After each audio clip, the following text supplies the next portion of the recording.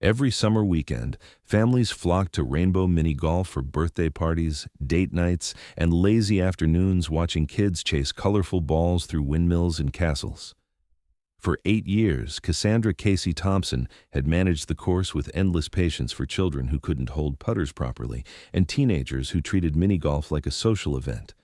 She was just the cheerful woman who handed out scorecards, fixed broken obstacles, and somehow made everyone feel like they could get a hole-in-one. Until the day a convicted predator tried to lure a 6-year-old away from her family during a birthday party, and everyone discovered that Casey wasn't just good at managing mini golf. She was a former Secret Service uniformed division officer who had spent 12 years protecting the White House and knew exactly how to eliminate threats to innocent children. Welcome to Faces Behind Stories. Before we continue this powerful story of hidden vigilance, family protection, and a guardian who traded the White House for a more personal mission, tell me in the comments which city you're watching from today. And if you believe stories like this deserve to be heard, hit that subscribe button and help us honor those who protect our families in the most unexpected places. Rainbow Mini Golf sat on 3 acres of carefully maintained artificial turf, like a small piece of childhood wonderland. 18 holes wound through a landscape of colorful obstacles: a spinning windmill, a pirate ship that kids could climb through, a castle with turrets that doubled as ball returns, and Casey's personal favorite, a rainbow bridge that lit up when balls passed underneath. Casey Thompson had transformed the aging mini golf course into something magical during her 8 years as manager and owner. At 42, she had the kind of warm energy that made children instantly comfortable, and parents genuinely grateful for a place where families could spend quality time together without screens or distractions. "Okay, birthday boy," Casey called out to 6-year-old Ethan Morrison, whose dinosaur-themed party was in full swing around hole number 7. "Remember what I taught you about the putter. Hands together, keep your eye on the ball, and don't worry if it doesn't go in the first time." Ethan beamed up at her, gap-toothed and completely trusting. Casey watched as he lined up his shot with the serious concentration that only young children brought to miniature golf. His ball rolled straight through the dinosaur's mouth and emerged from its tail with a satisfying plunk into the cup. "Hole in one," Casey announced with genuine excitement, leading the cheering from parents and siblings gathered around the hole. What the Morrison family didn't know was that while Casey celebrated Ethan's success, her eyes were conducting the same environmental scan she'd performed thousands of times in a very different setting. Exit points, potential threats, crowd behavior, anyone who didn't fit the pattern of normal family entertainment. Before she became the beloved manager of Rainbow Mini Golf, Officer Cassandra Thompson had spent 12 years with the Secret Service Uniformed Division, protecting the White House complex and the First Family. She had been trained to spot danger before it materialized, to assess threats in crowded environments, and to neutralize risks to innocent people with swift, decisive action. The mini golf course had been Casey's way of channeling that protective instinct toward something pure and joyful. Instead of scanning for threats to national security, she watched over birthday parties. Instead of protecting the president's children, she made sure every child who visited her course felt safe, special, and successful. For 8 years, Rainbow Mini Golf had been a sanctuary where the worst thing that happened was an occasional scraped knee or a tantrum over a difficult shot. Casey had convinced herself that her warrior days were behind her. But predators hunt wherever children gather, and some threats require the same response whether they're targeting the White House or hole number 12. Casey first noticed him during the busy Saturday afternoon rush. The man stood near the snack bar, not playing golf, not with a family, just watching. He was unremarkable, average height, casual clothes, the kind of person who could disappear into any crowd. But Casey's Secret Service training had taught her to notice what didn't belong. Lone adult male, no golf equipment, no obvious connection to any family group, attention focused on children rather than the activity. His behavior pattern set off every alarm that 12 years of threat assessment had programmed into Casey's mind. She watched him for 20 minutes while maintaining her cheerful manager persona, helping families navigate the course and celebrating successful shots. The man moved strategically, always positioning himself near holes where younger children were playing. always watching when parents were distracted by their own games. "Hey, Casey," called Maria Santos, whose 7-year-old daughter Isabella was struggling with the lighthouse hole. "Bella's getting frustrated. Can you work your magic?" "Of course," Casey replied with her trademark warmth, while keeping the suspicious man in her peripheral vision. She knelt beside Isabella, helping her line up the shot while simultaneously noting that the watcher had moved closer to their position. "Remember, Isabella, it's not about how hard you hit it," Casey said gently. "It's about finding the right angle. See how the lighthouse turns? You want to wait for the opening and then—" Isabella's ball rolled perfectly through the lighthouse window and emerged at the bottom with a cheerful ding. But Casey's attention was split between celebrating with Isabella and tracking the man who was now positioned where he could observe the Santos family closely. Casey's threat assessment was complete. Predatory behavior, strategic positioning, target selection focused on children. This wasn't casual observation. This was hunting behavior from someone who knew exactly what he was looking for. She made a decision that would reveal everything she'd spent 8 years hiding. That evening, after the course closed and families went home to dinner and bedtime stories, Casey did something she hadn't done since leaving the Secret Service. She conducted a full background investigation using resources that mini golf course managers shouldn't possess. Her laptop connected to databases that officially didn't exist, facial recognition software that wasn't available to civilians, and threat assessment protocols that were classified at levels most people never knew existed. Casey's security clearance had never been revoked. Once Secret Service, always Secret Service, and her access to federal criminal databases remained active for exactly this kind of situation. The results made her blood run cold. Kenneth Ray Holloway, 47, registered sex offender. Convicted of child endangerment in 4 states, multiple parole violations, current whereabouts, unknown to authorities. Federal warrant issued 6 months ago for failure to comply with registration requirements. Casey stared at the mugshot on her screen, the same face that had been watching children at her mini golf course for the past 3 days. Holloway wasn't just a threat. He was a federal fugitive who had been evading law enforcement while hunting for new victims. The next morning brought confirmation of Casey's worst fears. Holloway returned to Rainbow Mini Golf, but his behavior had escalated. Instead of passive observation, he was now actively engaging families, offering to help take photos, volunteering to retrieve balls from difficult holes, creating opportunities for contact with children. "Such a beautiful family," Holloway said to the Yamamoto parents while their 5-year-old son Kenji played the castle hole. "Your little boy reminds me of my nephew. Mind if I help him with that tricky shot?"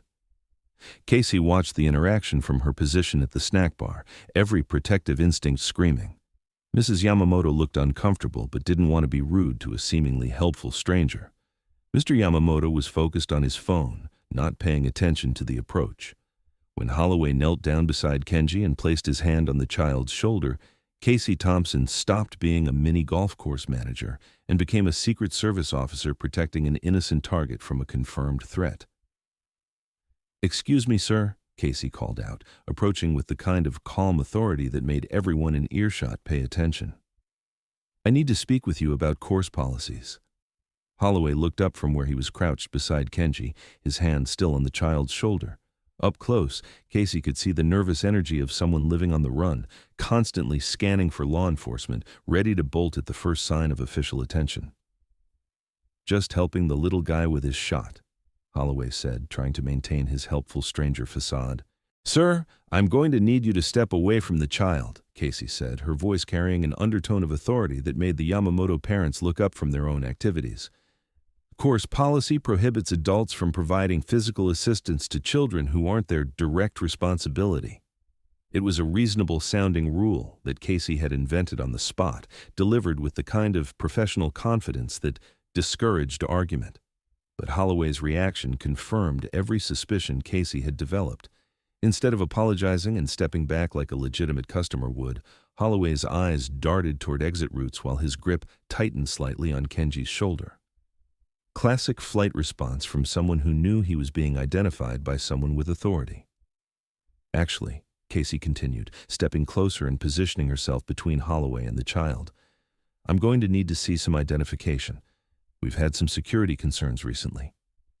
That's when Holloway made the mistake that sealed his fate. Instead of complying with what seemed like a routine request, he grabbed Kenji's hand and began moving toward the parking lot. "Come on, buddy," he said to the confused child. "Let's go find your parents." But Kenji's parents were standing right there, and Casey Thompson had just witnessed an attempted abduction by a federal fugitive. The 12 years of Secret Service training that had protected presidents and their families activated with lethal precision. What happened next was a textbook demonstration of why Secret Service Uniformed Division officers undergo the most rigorous protection training in federal law enforcement. Casey moved with speed and precision that transformed the cheerful mini golf manager into one of America's most elite protective specialists. "Federal agent," Casey announced, her voice carrying across the entire course with unmistakable authority. "Release the child and get on the ground immediately." The transformation was instant and shocking. Parents who had known Casey as the friendly course manager suddenly saw someone who moved like military, spoke like law enforcement, and demonstrated the kind of tactical control that belonged in protective operations. Holloway tried to run with Kenji, but Casey had anticipated his escape route. Her positioning cut off access to the parking lot while simultaneously creating a protective barrier between the threat and other children on the course. "Kenji, come to me right now," Casey commanded in the tone she'd used to direct presidential family members during security incidents. The child instinctively obeyed the authoritative voice, breaking free from Holloway's grip and running toward the safety Casey represented. From a concealed position behind the snack bar counter, Casey retrieved equipment that no mini golf course should contain, a service weapon and tactical radio that she had hoped never to use in her civilian life. "This is former Officer Thompson, Secret Service Uniformed Division, requesting immediate federal response," she spoke into the radio while maintaining visual control over Holloway. "Attempted child abduction by federal fugitive Kenneth Ray Holloway at Rainbow Mini Golf. Suspect in custody, child safe." The response was immediate and professional. "Officer Thompson, this is Federal Protective Service Dispatch. Units en route, ETA 4 minutes. Maintain position and observe." Holloway found himself facing someone who had spent 12 years protecting the most important families in America from threats exactly like him. Casey's positioning, communication, and tactical control demonstrated why Secret Service protection is considered the gold standard in federal law enforcement. "You have no authority here," Holloway shouted, still not understanding who he was dealing with. "Sir, I have federal law enforcement authority and 12 years of experience stopping people exactly like you," Casey replied with absolute calm. "The question is whether you surrender now or make this more difficult for yourself." The Yamamoto family watched in amazement as their mini golf course manager revealed herself to be a federal protection specialist who had just prevented their son from being abducted by a wanted fugitive. Other families gathered around, seeking reassurance from Casey, while federal agents secured Holloway and began processing the crime scene. "Casey," said Mrs. Yamamoto, holding Kenji close, "we had no idea you were—" "I was Secret Service," Casey said gently, kneeling down to Kenji's eye level. "My job was to protect important people. Today, that was you." The federal investigation revealed that Holloway had been stalking mini golf courses and family entertainment centers across 3 states, using the trusted environment to identify and approach potential victims. Casey's intervention had prevented what would have been a tragic abduction and likely saved other children from becoming targets. "Officer Thompson," said Agent Patricia Rivera, the federal investigator who arrived to process the scene, "your response was textbook perfect. Have you considered returning to federal service?" Casey looked around at the families who had trusted her with their children's safety and happiness. Rainbow Mini Golf wasn't just a business, it was a community where parents felt comfortable bringing their kids, where children could experience pure joy, where families created memories that would last lifetimes. "Agent Rivera, I never really left federal service," Casey replied. "I just found a different way to protect the people who matter most." The next week, Rainbow Mini Golf reopened with enhanced security measures that parents noticed, but children didn't. Casey had installed discreet surveillance systems, implemented check-in procedures for unaccompanied adults, and established communication protocols with local law enforcement, all while maintaining the magical, welcoming atmosphere that made her course special. "Will you teach me to be brave like you?" asked Isabella Santos during her family's return visit to the course. Casey smiled, handing Isabella a putter and walking with her toward the Rainbow Bridge hole. "Isabella, you're already brave. Every time you try a difficult shot, every time you help a friend, every time you trust the adults who are here to keep you safe, that's bravery." The story of Casey's true identity spread through the community in the way that important news always does, creating trust, understanding, and appreciation for the protection that had always been there but never recognized. Parents began to understand why their children had always felt so safe at Rainbow Mini Golf, why Casey always seemed to know when someone needed help, and why the course had maintained its reputation as the most family-friendly entertainment in the area. More importantly, children learned that protection can come from unexpected sources, that the adults they trust with their fun are also prepared to risk everything for their safety, and that heroes don't always wear uniforms. Sometimes they wear polo shirts and count holes in one. Casey continued managing Rainbow Mini Golf, but with enhanced purpose and community recognition. Local law enforcement began using her course for family safety education programs. The Secret Service included her story and training materials about effective transition from federal service to community protection.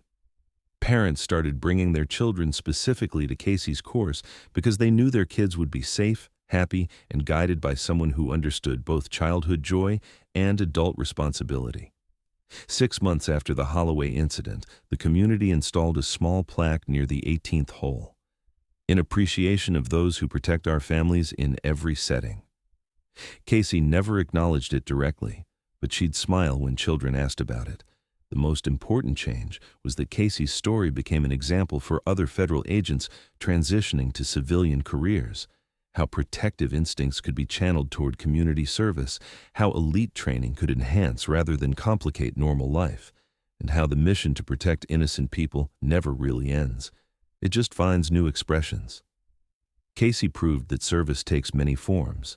Some people protect the president and national security. Others protect birthday parties and family memories.